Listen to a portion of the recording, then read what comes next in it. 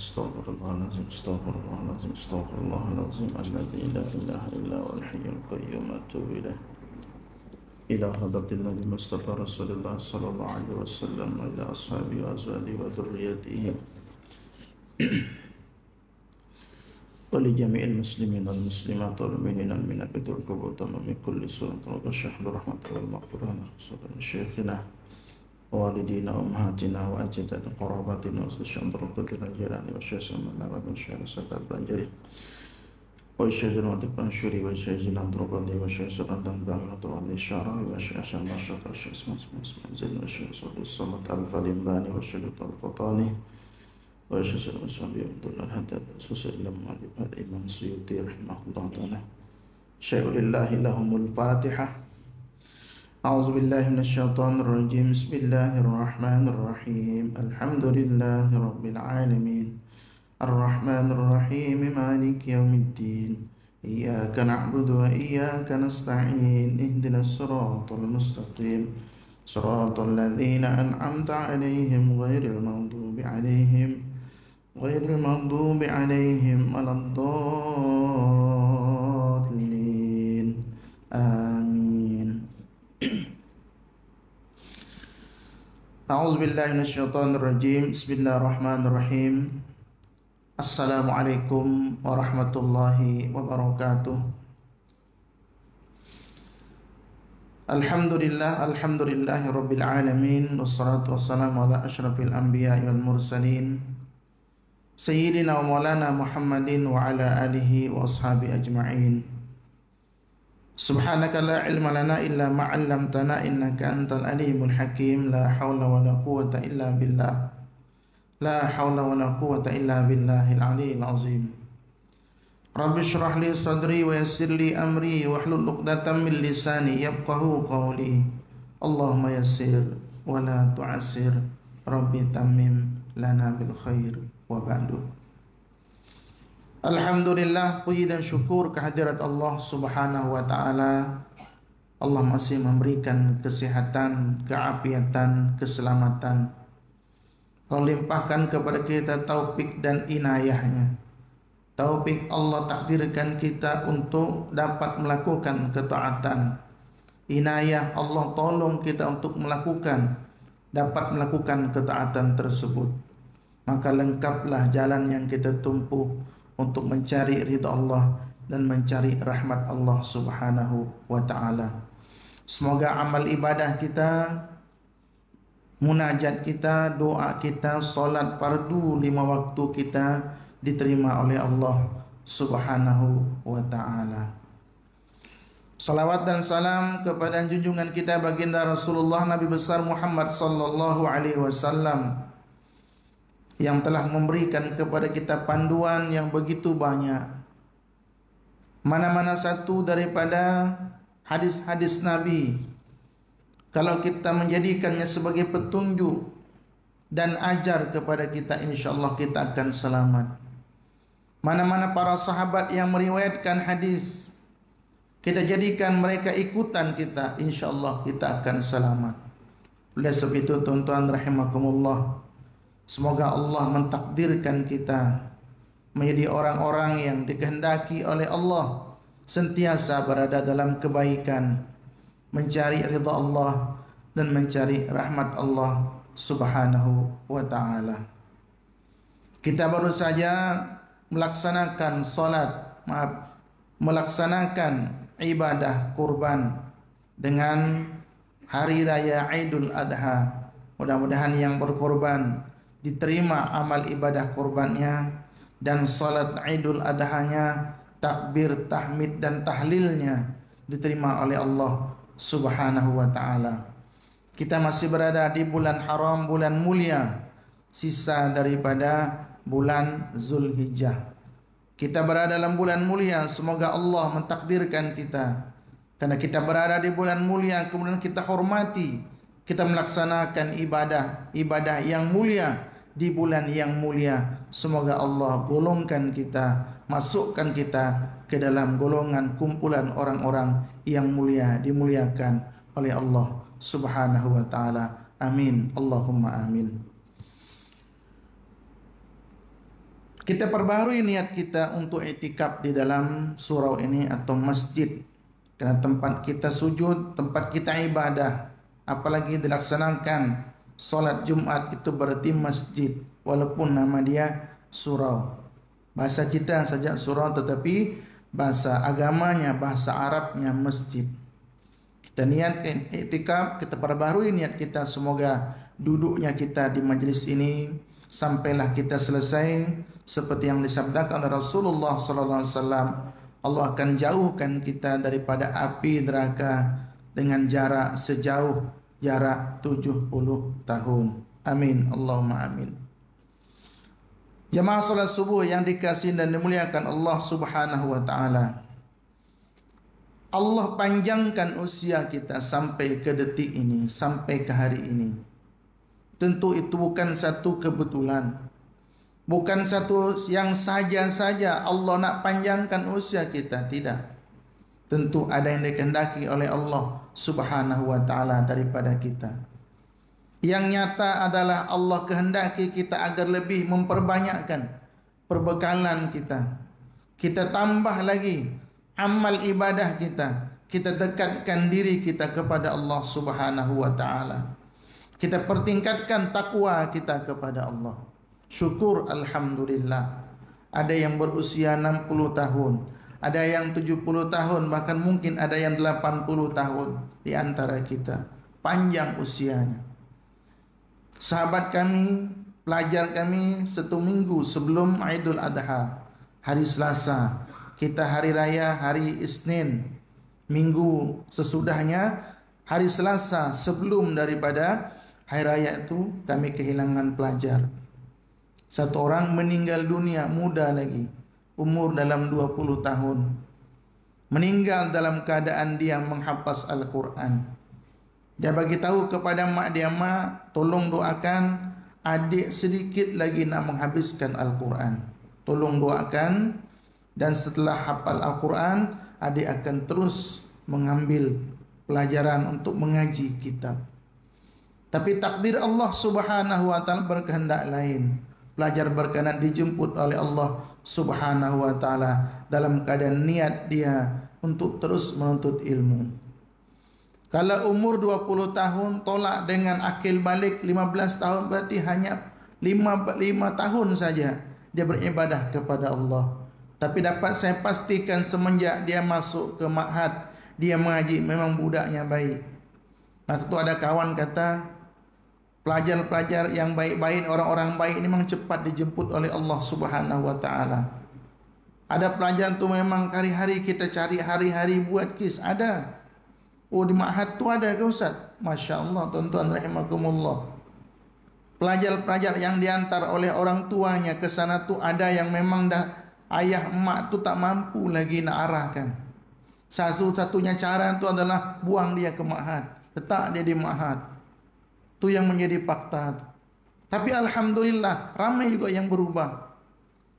Walaupun tiap hari, tiap waktu tu ada saja yang dibuat kes, tapi yang namanya masih remaja, masih kanak-kanak, masih dimaklumi. Tapi yang budak yang meninggal ini Masya Allah, memang luar biasa. Pendiam, tak banyak cakap, tak pernah buat kes. Tiap sana pergi solat selalu berjumpa dengan dia. Rasanya sekali saya pernah tanya dia, abang dari mana? Walalang Ulu Langat. Ulu Langat nama siapa? Nama Raja Hami Aiman. Raja Hami Aiman bin Raja Abdul Qadir. Malam itu juga kami hantar dikebumikan di Ulu Langat. Tuan-tuan rahimakumullah. Selepas itu saya terpikir tersedar, Masya Allah, baiknya dia dijemput oleh Allah dalam keadaan dia di ma'had tengah mengaji. Kita ini subhanallah, mudah-mudahan akhir kita adalah husnul khatimah, panjang usia kita. Mudah-mudahan seperti sabda Rasulullah sallallahu alaihi wasallam, khairun nas man tala umruhu wa hasuna amaluh. Sebaik-baik manusia adalah orang yang panjang usianya dan baik amal ibadahnya. Minimumnya kita tidak melakukan perkara-perkara yang dicanggah, yang bercanggah, yang dilarang, yang ditegah oleh Allah dan Rasulnya. Minimum itu kita buat. Kalau tak mampu menambah amal ibadah. Ibarat bahasa itu dalam pertandingan sepak bola. Kalau tak mampu untuk menyerang, bertahan. Tapi bertahan itu ada satu cara yang paling teruk. Sekuat apapun pertahanan kita memang akan kalah kalau cara kita bertahan. Artinya kalau kita tak mau buat maksiat tapi tak menambah amal ibadah, itu bermasalah juga tuan-tuan rahimakumullah. Maka kalau boleh kita tinggalkan yang namanya maksiat, kita lakukan kebaikan, kita tambah amal ibadah kita. Perjalanan kita terlalu panjang lagi. Panjang sebab apa? Bukan hanya panjang selepas itu kita meninggalkan dunia dalam umur 40, 50, 70, paling lama mungkin dalam umur 100 tahun. Itu di dunia. Selepas itu di alam barzah, kita tak tahu, mungkin ribuan tahun kita akan berada di sana. Untuk sampainya hari kiamat kubra, hancurnya dunia, alam semesta, untuk kita pertanggungjawabkan amal ibadah kita di hadapan Allah Subhanahu wa taala. Maka itu kecil ataupun besar amal ibadah kita, yang penting ada ikhlas kerana Allah Subhanahu wa taala. Tiap-tiap kejadian ada hikmahnya. Maka tu saya terfikir setelah kami kebumikan dia, Masya Allah, Allah berikan usia, alhamdulillah, lebih panjang daripada hamba Allah tadi. Maka syukur kepada Allah kita masih boleh hadir di masjid ini, di surau ini, untuk kita beribadah bersama-sama. Semoga Allah sentiasa membimbing kita, memberikan kudrah dan iradahnya kepada kita, sehingga dapatlah kita melaksanakan ketaatan kepada Allah Subhanahu wa taala. Amin, Allahumma amin. Kita sambung dengan kitab Tarikhul Khulafa, hadis-hadis riwayat daripada Sina Abu Bakar As-Siddiq radhiyallahu taala anhu. Hadis yang ke-27. Bismillahirrahmanirrahim. Hadis yang ke-27, Rasulullah sallallahu alaihi wasallam bersabda, tidak masuk syurga si bakhil, tidak masuk syurga juga si penipu, tidak juga masuk surga si pengkhianat, dan tidak masuk surga juga si buruk perangai. Na'udzubillah min zalik. Seawal-awal orang memasuki syurga ialah seorang hamba sekiranya beliau mentaati Allah dan mentaati tuannya. Dalam hadis ini tu ada dua. Yang pertama, ada hamba secara umum, hamba adalah hamba Allah. Yang kedua, hamba yang dimaksudkan adalah hamba kepada tuannya. Nabi sebut di sini, orang yang pertama kali masuk syurga itu adalah seorang hamba. Kalau bahasa sekarang tu hamba sahaya, bahasa kita hamba sahaya. Kalau kita ni hamba, bukan hamba sahaya. Kita ni hamba kepada Allah, sementara hamba saya tu identik dengan seorang hamba yang diperbudak. Yang diperbudak, dia jadi hamba saya, yang diperjualbelikan, harganya seperti harga barang. Maka tu kenapa ketika dahulu itu ada pasar hamba, pasar budak, pasar hamba saya. Makin kuat seorang hamba saya, makin mahal lah harganya. Macam barangan yang kita beli. Makin nampak gagah, makin nampak kuat, tentu harga dia makin mahal.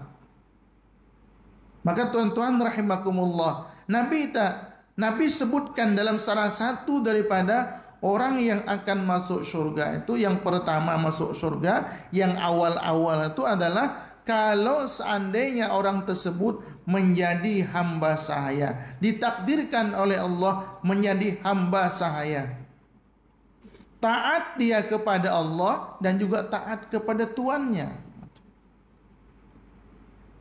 Maka tuan-tuan rahimakumullah, Islam memang mengiktiraf kehambaan ketika memang dia hamba yang diperjualbelikan. Kalau betul-betul dia hamba, bukan orang merdeka yang diperhambakan, bukan.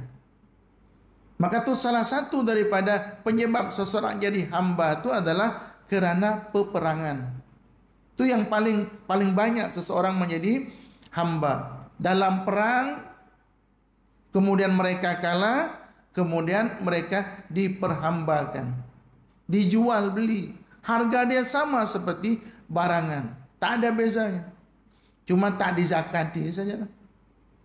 Misalkan kata ramai dia punya hamba, ada satu banglo misal hamba semua isinya, kemudian dizakati, tak, kecuali dia berniaga, memperniagakan. Sekarang zaman perhambaan telah dihapuskan, tetapi kita tak tahu di kemudian hari mungkin akan berlaku. Cuma yang pasti kita kata zaman perhambaan ini berlakunya yang paling nyata itu disebabkan dengan peperangan. Kalah perang, kemudian hartanya dirampas, pemiliknya dijadikan hamba. Ataupun kalau dia orang kaya, dia boleh menebus diri dia agar tak jadi hamba. Sementara orang merdeka yang dipaksa, yang diambil, kemudian dijual di pasar, tapi hanya Allah yang tahu kalau dia orang merdeka, tertindas, kemudian dia ditawan, diperjualbelikan. Agama tak bertanya bahwa sah ketidakperhambaan. Agama tak tanya, tak perlu ambil tahu benda itu. Maksudnya tak jadi hal. Kalau memang dia dijual di pasar, maka orang pun akan beli dia. Maka tuan-tuan rahimakumullah, ada keistimewaan rupanya mereka. Apabila mereka menjadi hamba Allah, taat kepada Allah dan taat kepada tuannya. Sehingga dalam satu hadis Nabi SAW, dosa besar itu adalah al-abiq. Abiq itu adalah hamba saya yang lari daripada tuannya, tak diterima amal ibadahnya. Dia lari daripada tuannya, mungkin tak tahan dengan kerja-kerja yang dia buat. Ya memang faktanya hamba saya itu kalau melakukan kerja-kerja untuk tuannya tak diberi gaji, tak digaji. Hanya bagi makan, minum, pakai yang layak saja. Kerja seramai manapun memang murni 100% daripada hasil kerjanya adalah untuk tuannya. Kecuali tuannya punya rasa kemanusiaan. Tuan dia kata, awak kerja, selesaikan tugas-tugas awak, sekian, dah selesai, awak boleh pergi kerja tempat lain, cari duit, kumpulkan duit, saya akan bebaskan awak kalau mampu untuk menebus diri awak. Maka hamba tadi dibenarkan untuk dia bekerja di luar. Kalau tidak, dia bekerja murni untuk tuannya. Tuan-tuan yang rahmati Allah Subhanahu wa ta'ala. Jadi mudah-mudahan Allah tak golongkan kita. Kita tak nak mengatakan bahwa ada isu-isu yang berlaku, na'udzubillah, mudah-mudahan tidak terjadilah. InsyaAllah niat dia pun mungkin baik sebenarnya, cuma tak berbincang saja. Baik mungkin kita tak nak salahkan pihak yang punya otoriti, juga tidak dianya isu yang terbaru tentang daging kurban, hewan kurban yang berlaku. Ya Allah Rabbi Karim, mudah-mudahan tak berlaku. Tapi kalau secara agamanya, secara aturannya, sunnah bagi orang yang berkorban itu memakan atau mengambil daging kurban untuk dia makan. Kalau itu kurban sunnah. Tapi kalau kurban wajib, memang wajib diserahkan sebulat-bulatnya kepada fakir miskin atau kepada orang yang berhak memakan daging korban tersebut. Cuma masalah dia itu yang terjadi, wallahu alam, macam mana boleh discommunication macam tu. Salah tak berbincang, wallahu alam. Cuma kita tak maulah terulang lagi. Tak mau terulang lagi benda tu. Memang tuan-tuan rahimakumullah, ada isu-isu yang disampaikan kepada saya. Beberapa orang bertanya, Ustaz, kami ini kadang-kadang bingung Ustaz. Kata Ustaz ni bertanya, kami ini memang IJK, kami ini kadang menjadi IJK untuk ibadah korban. Banyak orang tempat Ustaz, saya punya kepala dia, nak paha dia, nak kaki dia, empat sekali. Sedangkan hewan kurban tu dah diserahkan untuk disembelih. Kemudian karena mereka tahu saya tu adalah IJK, dia minta pada saya. Saya tak punya autoriti untuk nak mengatakan, minta maaf untuk kaki empat kaki ini ada orang dah minta. Tak boleh, kena berbincang dengan seluruh IJK kurban. Serba salah kamu Ustaz tak nak bagi tahu, tak nak bagi, nanti lain pula cerita. Ada yang seperti itu. Maka tuan-tuan rahimakumullah, elok kita sampaikan kepada masyarakat untuk kalau kita berkorbanlah lillahi ta'ala. Kalau andai kata minta maaf, saya nak berkorban tapi ada syarat, tak payah. Bukan tak payah terima, minta maaf tuan, puan, mungkin cari tempat lain. Takut syarat itu memberatkan. Nah, itu yang terjadi.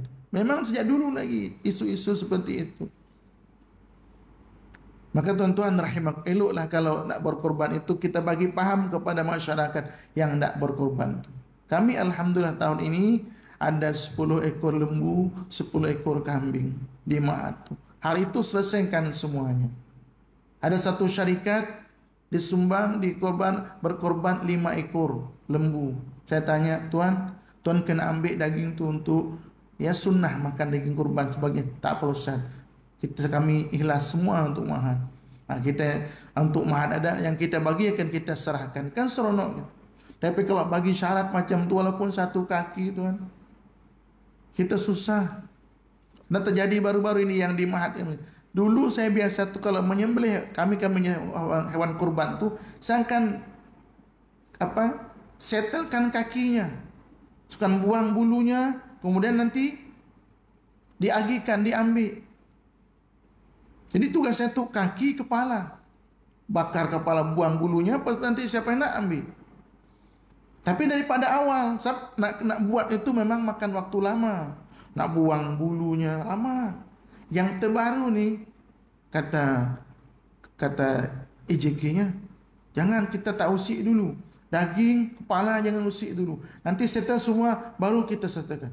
Dalam hati saya, kalau nak tunggu macam tu, saya pun tak minat. Kalau dah lama-lama macam tu, apa yang terjadi akhirnya? Kita dah penat, lapar, potong tu. Kemudian, Ustaz, tu ada kaki tu, ada kepala tu, Ustaz nak ke? Tak larat lagi dah. Tangan kanan, kiri dah sakit dah semua. Tak mampu lagi nak settlekan. Akhirnya apa jadi? Kami diajak makan, masak sup gulai kepala. Tapi saya tak sebutlah. Kan dalam hati saya dah kena, rasa pun dah lain. Sebab daripada pagi sembelih, maghrib baru diambil. Dah ada bau dah. Tapi saya makan je sampai nak terkeluar. Tapi saya makan je. Saya makan berjemaah. Ini kisnya tu. Patut tu daripada awal, mana yang dah siap, bagi kepala tu. Biasa dengan bakar ataupun dengan air panas kita buang bulu. Nanti siapa yang nak ambil, asal jangan membazir je. Itu. Tapi kalau dah maghrib macam tu, saya dah tak nak lagi dah. Ini yang terjadi. Maka tu tuan-tuan rahimakumullah, ada cara, ada kaedah. Kita boleh berbincang benda tu supaya jangan jadi isu malu kita, malu umat Islam. Mudah-mudahanlah kita tak nak, saya pun tak nak tahu siapa orang, tapi yang isu terlibat, Masya Allah lah. Kesian IJK, kesian beliau pun kesian yang berkorban itu. Maka tu tolong kalau kita berkorban lillah, serahkan saja. Namanya saja kita berkorban. Kalau kita masih tidak berkorban tu rasa terbebani. Memang berkorban itu ibadah. Kalau kita lakukan tu memang berat. Maka tu kita korban namanya. Kalau tak mengorbankan perasaan, tu bukan berkorban. Tapi setelah dikorban pula, jangan buat susah orang. Tak mampu orang nak jaga. Minta maaf tuan-tuan. Saya lalu diberitahu tu. Kadang IJK yang bising tu. Kaki hilang, paha hilang, kepala hilang. Ini cerita lain lagi. Itu kan. Maknanya memang ramai yang minat. Alhamdulillah. Cuma tu karena lembu dia terhad. Orangnya beribu, lembunya paling banyak berapa? Puluhan ya kan? 20, 30. Yang nak ratusan. Nak kaki dia. Maka tuan-tuan rahimakumullah, berlapang dada, bincangkan elok-elok.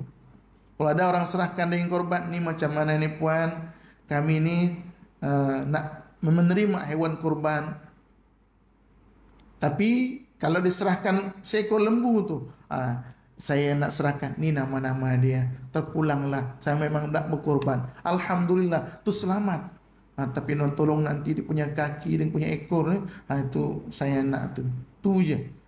Takut tu ada yang nak juga. Orang tu tak tahu itu punya dia. Maka tu kita nak serahkan.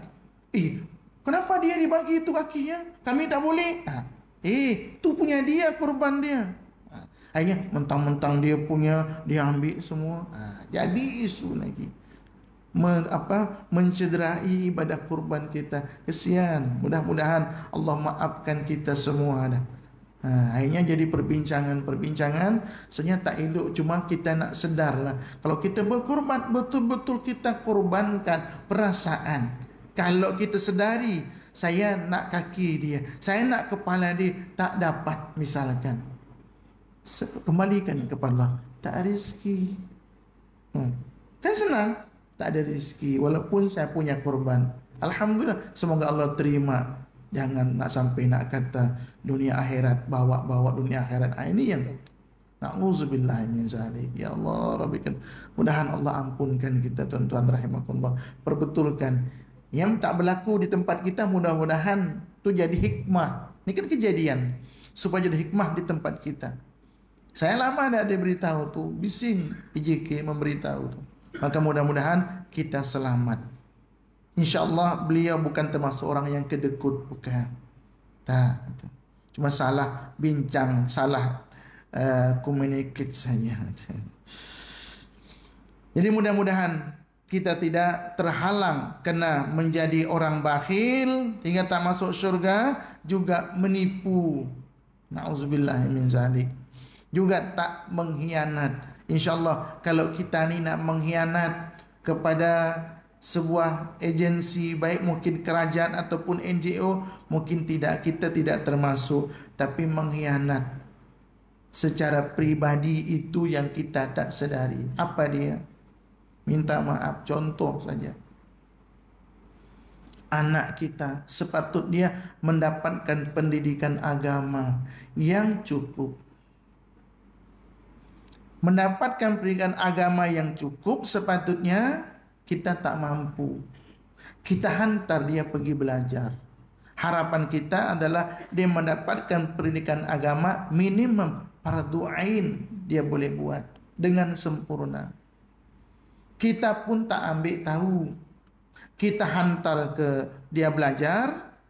Tak kita cek dia dah pandai mengaji ke belum, dah pandai solat ke belum. Kan perlu kita ambil tahu.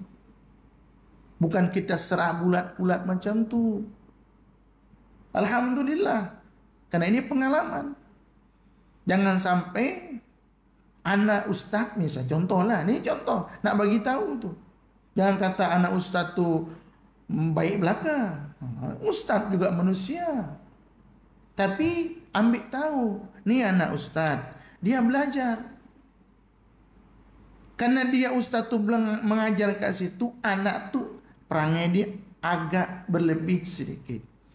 Aku kan anak ustaz. Jadi merasa istimewa. Kita pun tak ambil tahu. Ambil tahu manakala anak kena kes. Apa yang kita buat? Minta maaf ustaz, anak ustaz ini. Tak betul itu. Saya dah didik anak saya daripada rumah. Mana boleh dia mengaku? Tak mungkin. Tapi apa jadinya? Kita tak terima. Anak kita tu manusia. Mungkin saja melakukan kesalahan. Nah, jadi ini kan pengalaman. Kami kalau ada masalah-masalah, alhamdulillah, tapi tak pernahlah sampai dipanggil oleh guru besar sekolah nak bagi tahu anak, tak ada. Alhamdulillah kalau dipanggil tu nak maklumkan, alhamdulillah boleh bantu kawan dan seumpama. Cuma kes yang saya sebutkan ni adalah pengalaman. Saya tahu, saya kenal ayah dia ustaz, tapi subhanallah anak dia tu, oh masya Allah, sampai terpaksa dia dibuang sekolah. Kita keluarkan, tak mampu kita. Kalau kita biarkan duduk situ, dia akan merosak yang lain. Maka keputusan yang paling pahit, terpaksa kita buang sekolah. Tapi kita bagi dulu amaran. Nah itu contoh tuan-tuan rahimakumullah. Kita tak boleh nak katakan kita paling baik, si kita punya anak paling baik. Takut di situ kita ada khianat. Sebab kita tak pernah cek anak kita. Saya kan dah serahkan anak saya ke ma'had untuk dia belajar mengaji, untuk dia belajar solat. Balik rumah kita tengok sesuai tak dengan keinginan kita. Kalau sesuai, alhamdulillah. Kalau tak sesuai dengan yang ada di ma'had, coba kita tanya, ni ma'had salah ke anak kita salah? Kalau kita tengok semua anak macam dia, berarti ma'had yang salah. Tapi kalau kita tengok ternyata anak kita seorang yang macam tu, berarti anak kita yang salah. Jangan menyebelahi anak. Itu sama dengan masukkan anak ke dalam neraka. Ni khianat kalau kita buat macam tu. Kita biarkan. Karena kita dah lepas tanggungjawab. Kita tak mampu mendidik, serahkan anak ke ma'had tapis, ke madrasah untuk dididik. Tapi di ma'had, subhanallah, nak menangani ratusan orang. Kami menangani 270 orang. Seramai 270. Kalau ada isu berlaku, kes berlaku, tolong pahami kami. Kami bukan menangani 1-2 orang. Nah, kan sering macam tu. Ma'had ini. Dalam hati kami, Allahu Akbar. Rupanya puan tu tak mengerti. Kita mengawal 270 orang. Dia hantar anak ke sini tu sebab apa? Tak mampu. Anak duduk susah diarahkan. Dia tak sedar. Nah itu. Kalau lepas tanggungjawab seperti itu, na'udzubillah, nih kita termasuk dalam khianat. Sebab kita dah lepas tanggungjawab. Walaupun anak kita duduk ma'had, memang kena ambil tahu. Ambil tahu. Sebanyak pengalaman dalam hal ini. Tengok daripada anak-anak yang ustaz yang saya belajar dulu. Oh, Masya Allah. Apa saja kes dia ada. Sebab dia anak ustaz. Nah, itu. Kita bagi tahu dengan usaha. Kalau sampai kepada dia, memang habis dia. Itu baru betul-betul. Oh, dia panggil anaknya. Marah habis-habis. Nah, jadi tuan-tuan rahimakumullah, mudah-mudahan kita tidak ditegah oleh Allah daripada masuk syurga. Sebab apa? Sebab kita melakukan khianat amanah terhadap amanah Allah. Anak, belum isteri, belum ahli keluarga kita. Maka mudah-mudahan benda-benda ini settle semua, sehingga kita tak perlu menjadi masalah nanti ketika di yaumil hisab, ditanya detail. Anak dah diajar ngaji belum? Anak dah pandai sembahyang belum? Anak dah pandai tahu hukum hakam belum? Tak tahu padu ain belum? Kalau kita katakan, saya dah hantar ke ma'had tapis, saya dah hantar ke madrasah, tak mau kita. Tak boleh kita berlepas tangan. Ketika di ma'had, guru-guru asatizah yang menangani, bertanggungjawab. Balik rumah, pastikan. Itu kerap terjadi macam tu. Maka tu tuan-tuan rahimakumullah, kalau musim cuti panjang, masa cuti panjang tu musim lepas daripada pertengahan ataupun 10 hari terakhir Ramadan itu. Sampai 20 Syawal biasanya. Maka orang tua akan tanya, Ustaz, bila Ma'had buka? Bila Ma'had buka? Kita tahu tuh tandanya apa? Tahulah tandanya. Ayah mak dah tak tahan, anak tu lama duduk rumah. Asyik di rumah, gadget. Tuh. Kalau di Ma'had kan, memang tak boleh. Siapa ketahuan simpan handphone, digunakan di bukan masa dan waktunya, karena di sana tu dibenarkan memakai handphone manakala outing tiap-tiap bulan 2 hari je. Hari Sabtu balik, Ahad dah balik. Itu bagi handphone dia balik. Tapi selama bukan hari itu, ketahuan main handphone, dia akan ketuk sendiri handphone tu di hadapan pelajar. Ketuk dengan palu. Mahal tak mahal, ribu tak ada cerita. Itu yang selalu terjadi. Allahu Akbar. Memang susah tu. Baru beli handphonenya, mak belikan. Dia beritahu, mak belikan handphone, nanti saya akan serahkan kepada tugas di masa tak akan pakai. Tapi yang terjadi itu, dia tak serahkan tepat waktu, ketahuan, tertangkap basah, memang akan hancur. Kalau dia beli 2,000 kan, baru semalam dia beli, mak dah bagi, dan tak ada serahkan, paksa juga kita hancurkan. Ada yang hancurkan, menangis ketika dia ketuk tu, menangis dia sambil menjerit menangis, lepas tu berhenti. Tu. Anda macam tu, nak jaga tu. Maka tolong, kalau ada tuan-tuan ada anak di Ma'had, pastikan tetap juga ambil tahu, terutamanya ketika di rumah. Takut menjadi penghalang kita di hadapan Allah Subhanahu wa Ta'ala. Amanah kita. Allah amanahkan anak, Allah amanahkan keluarga. Kita sebagai kepala keluarga, ibu dan ayah, kena ambil tahu supaya kita lulus dalam hal ini. Kita tak bakhil, kita tak menipu, kita tak pengkhianat. Kemudian perangai akhlak kita, minimum akhlak kita yang saya katakan tadi itu adalah tak menyakiti orang. Kan itu yang paling bagus. Hadis Nabi pun sebut macam itu. Nabi sebut apa? La yu'minu. La yu'minu kan Nabi itu. Orang tu tak dikatakan beriman selagi dia tak mengamankan orang daripada lidah dan tangan. Maka itu dikatakan dalam hadis Nabi, al-muslimu. Yang orang dikatakan muslim tu mana orang itu? Orang al-muslimu man salimal muslimuna min lisanihi wa yadihi. Orang tu patut dia dikatakan muslim manakala dia damai, aman orang lain daripada lisannya, tak mengata kepada orang itu dengan perkataan yang dapat mengguris hati dan perasaan, dan juga tidak melakukan hal-hal yang dapat melukai perasaan orang lain. Kalau kita belum boleh buat macam tu, lidah tak jaga, tangan tak jaga, kalau bukan muslim, na'udzubillah. Turun sedikit, muslim juga tapi munafik, na'udzubillah. Nama saja muslim. Jatuh ke bawah lagi, na'udzubillah min zalik, kafir. Kita tidak kafir. Tapi perasaan-perasaan seperti itu, maka di antara ayatul munafik Nabi sebut salah satunya kan apa? Apabila berkata-kata suka tipu. Kalau bercakap banyak bohong. Kan akhlak, terkait dengan akhlak. Kalau diberi amanah, dia tak laksanakan amanah itu. Nah, amanah itu apa? Banyak.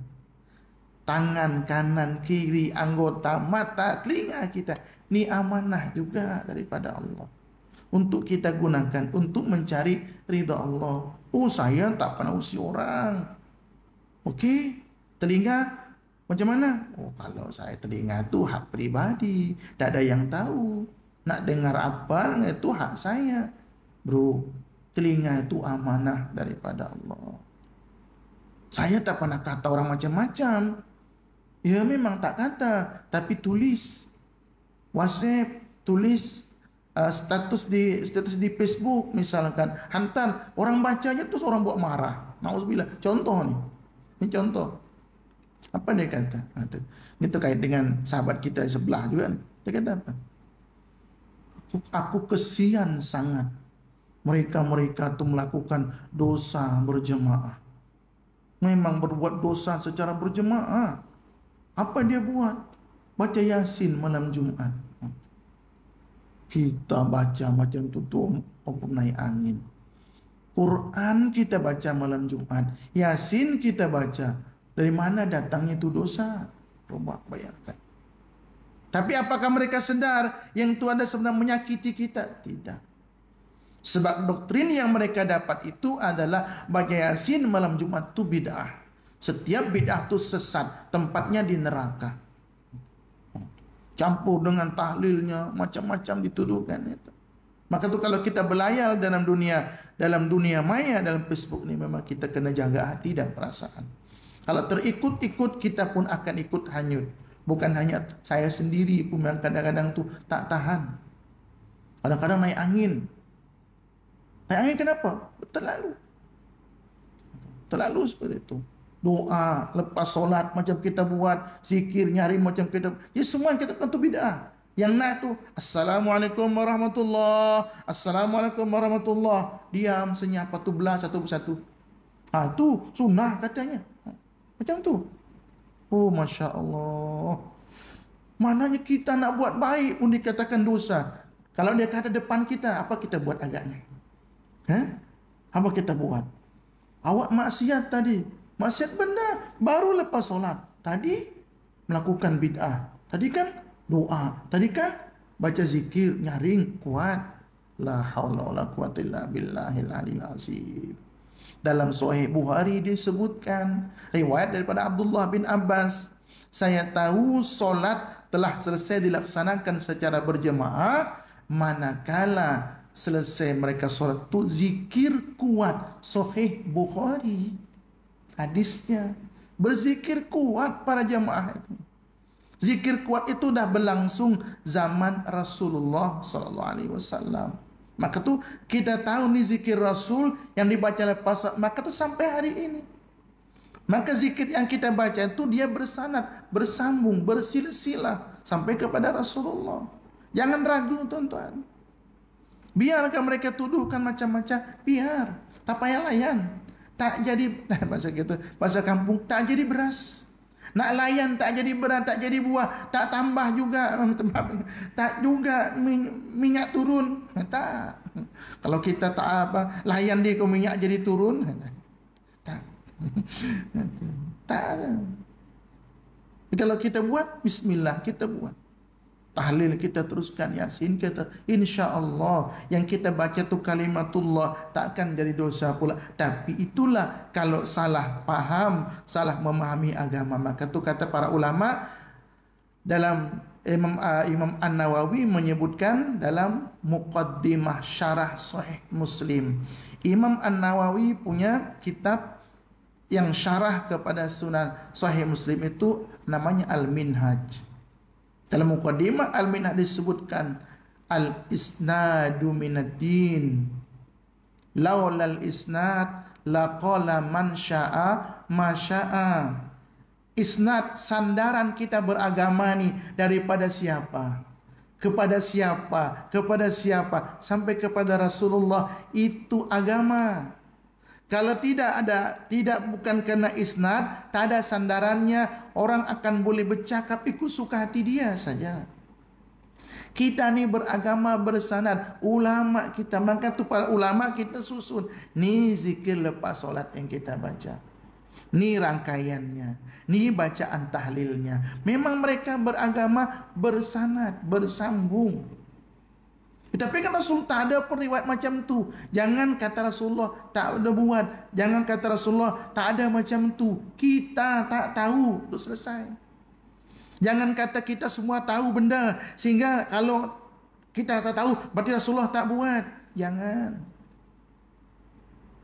Imam Ghazali, Hujjatul Islam, Imam Al-Bukhari Amirul Mukminin, Imam Sufyan Ats-Tsauri Amirul Mukminin, Imam Asy-Syafi'i sahibul mazhab tak pernah kata jangan buat satu perkara ini Rasulullah tak pernah buat. Maka tu kenapa Imam Syafi'i punya Imam Ahmad bin Hanbal rahimahullahu taala punya mazhab lain daripada Imam Syafi'i. Imam Syafi'i pun berbeza mazhab dengan tok guru beliau Imam Malik. Karena agama ini banyak jalurnya, banyak jalannya untuk kita mengetahui kebenaran. Berbeza. Oleh sebab itu tuan-tuan rahimakumullah, kalau kita dengar orang kata, ni tak ada ni, Rasulullah tak buat, tanya pada dia, kitab hadis apa ada kat rumah? Kitab ulama mana? Apa kitab beribu ke? Ada maktabah sini kat rumah? Kalau tak ada, hanya dengar daripada YouTube misalkan, kata macam tu, tolong. Yang kita mengaji, minta maaf, nak hukumkan sesuatu tu, fikir dulu, kaji, gali, kaji, fikir, tengok. Bukan buka YouTube, buka web, klik link, tengok, ini dalilnya, haram. Ini syubhat, tak. Kaji dulu. Ini termasuk amanah ilmiah. Jangan sampai kita mengkhianat. Nabi tak kata, kita kata. Artinya Nabi buat karena kita tak tahu, terus kita nafikan benda tu. Tak ada, Nabi tahu. Bahaya ni tuan-tuan. Mudah-mudahan Allah elakkan kita daripada terbabit dengan hal-hal yang demikian. Hadis terakhir, wala dan memberi ketaatan adalah kepada orang yang membebaskannya. Ini juga terkait dengan hamba saya.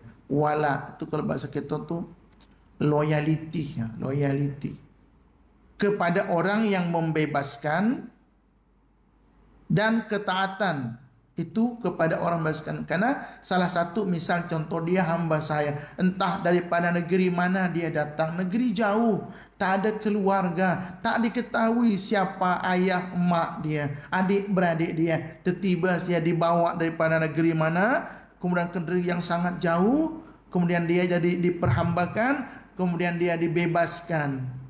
Akhirnya setelah dia dibebaskan, dia pun jadi orang kaya, berusaha, jadi punya duit banyak, banglu, jadi memang betul-betul hebat, Allah takdirkan orang kaya. Ketika dia meninggal dunia, siapa yang akan mewarisi hartanya?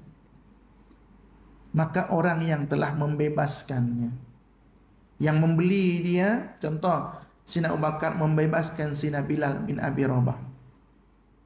Sina Bilal bin Abi Rabah pernah bukan komplain, cuma coba nak cari tahu. Ada satu masalah yang menurut Sina Bilal bin Abi Rabah ini tak betul. Tapi Sina Abu Bakar dah putuskan, beliau sebagai khalifah. Sehingga karena merasa bahwa Sina Abu Bakar dah membebaskan Bilal, jadi kan tentu rasa adalah sedikit perasaan. Awak kan hamba saya yang bebaskan awak. Bahasa kurang lebihnya macam tu. Maka kata Sina Bilal bin Abi Rabah, jadi saya nak tanya dulu, wahai Abu Bakar As-Siddiq, ya Khalifatul Rasulullah, Tuan membebaskan saya itu kerana apa? Karena diri Tuan ke karena Allah? Kalau karena diri Tuan, saya tak berhajat atas pembebasan. Tapi kalau Tuan membebaskan saya kerana Allah, maka apapun yang saya katakan, kalau memang saya benar, saya akan katakan. Nah, ketika Sina Bilal misalkan wafat, kan tak diketahui, memang dari Habasyah, dari Ethiopia, tapi kan tak diketahui siapa adik beradiknya. Kalau Sina Bilal bin Abi Rabah jadi orang kaya, misalkan meninggal dunia Sina Bilal, kemudian ada Sina Abu Bakar As-Siddiq, maka Abu Bakar As-Siddiq yang akan mewarisi harta Sina Bilal.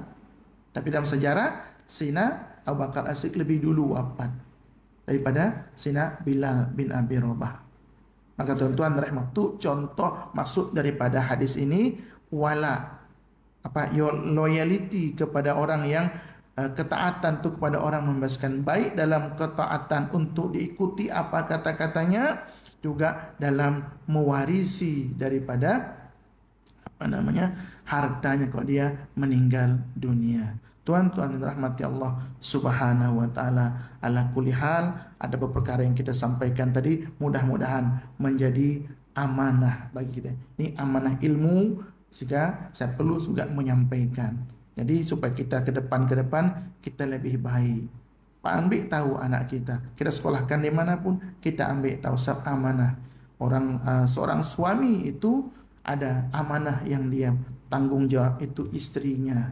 Istri juga ada amanah yang dia kena bantu, menjaga rumah tangga, menjaga harta suami, menjaga marwah rumah tangga. Mana setiap kita tu ada pertanggungjawaban yang akan diminta oleh Allah Subhanahu wa taala nanti. Itu di luar daripada kita. Dalam diri kita, mata, telinga, tangan, kaki. Maka disebut di dalam kitab Penawar Bagi Hati, 7 anggota sebenarnya itu adalah amanah-amanah Allah yang Allah anugerahkan kepada kita untuk kita jaga sebaik mungkin. Kita gunakan kepada perkara-perkara yang tidak dimurkai oleh Allah, minimum tak dimurkai oleh Allah. Kita boleh gunakan kepada perkara yang diridhai oleh Allah, itu tentu kelebihan. Kita buat amal baik, maka tu kalau ikutkan afdolnya, mana afdolnya baca Quran dengan hafazan, dengan melihat. Dengan melihat lebih afdol, bahkan lebih mencerdaskan, mencerdikkan. InsyaAllah tuan-tuan, kalau kita sering baca Quran tu selalu Quran jadi amalan, baik lepas solat fardu 5 waktu, insyaAllah Allah akan jaga, tak akan nyanyuk. Tapi jaga, tapi baca, jangan dihafal. Hafal boleh, kadang-kadang saat kita memang kena hafal. Tapi kalau kita baca dengan melihat, itu sebab mata melihat, telinga mendengar, fokus kita lebih daripada ketika kita menghafal Quran. Kalau kita baca, lidah bekerja kerana membaca, telinga mendengar, tapi mata tak dapat pahala. Tapi kalau kita baca Quran, mata pun ikut juga amanah Allah dapat kita gunakan untuk melihat kalimah-kalimah Allah Subhanahu wa taala. Oleh sebab itu, tuan-tuan rahimakumullah, semoga Allah memberikan kekuatan kepada kita sehingga apapun perkara yang tidak bercanggah dengan syarak, Allah izin kita untuk melakukannya. Mudah-mudahan Allah rahmati kita, Allah limpahkan kepada kita kurnianya, Allah satukan hati kita, dan Allah eratkan persaudaraan kita. Allah jaga agar umat Islam ini tetap bersatu dalam arti kata kita diuji oleh Allah. Ujiannya apa? Saudara kita di Palestin, kita alhamdulillah selalu mengadakan qurut nazilah. Minimum itu yang kita tak terbabit. Kalau kita tak ambil tahu, dalam hadis Nabi kan disebut, siapa yang tidak mengambil berat dengan urusan kaum muslimin, dia tak termasuk dalam kumpulannya. Kalau tak masuk dalam kumpulan kaum muslimin, na'udzubillah, Allah tempatkan kita kumpulan lain. Minimum yaitu kita baca qurut nazilah, kita doakan mereka, tunjukkan solidariti kita kepada mereka. Seperti ketika dalam cerita pemadaman api Nabi Allah Ibrahim ketika dibakar, ada dalam riwayat itu adalah semut, ada kata burung.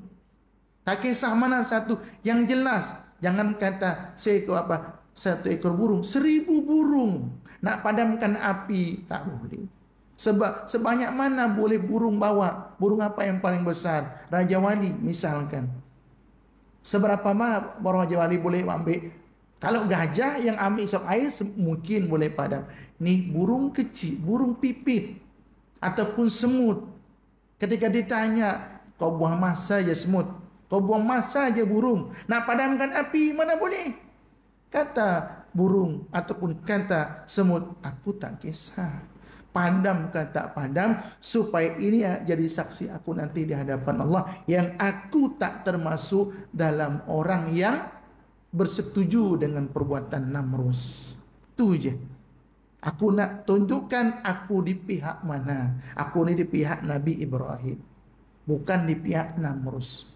Kan ada orang-orang kita yang Memang dia Islam, tapi berada beripah adalah tak payahlah nak doa kunut nazilah bagai itu dah banyak kali dah tiap-tiap tahun kita kutip derma untuk Palestin. Mana hasilnya? Nauzubillah.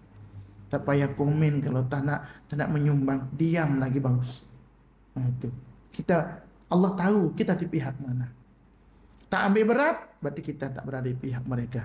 Minimum itu cara kita untuk menggolongkan kita dalam pihak saudara-saudara kita yang beriman. Jangan kita tunjukkan kepada orang yang kita itu ada berada di pihak musuh.